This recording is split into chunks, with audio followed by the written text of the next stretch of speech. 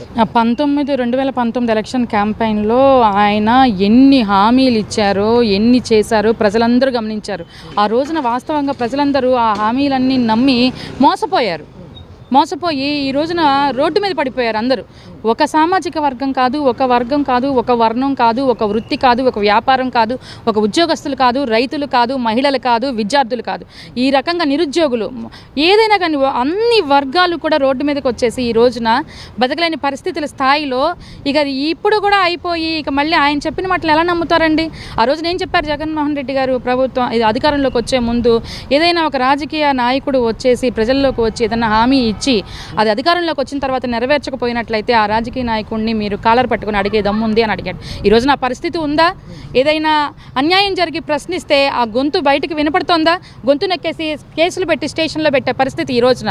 అలాంటి వ్యక్తిని ఎలా నమ్ముతారు ఇంకోసారి రాష్ట్ర ప్రజలు?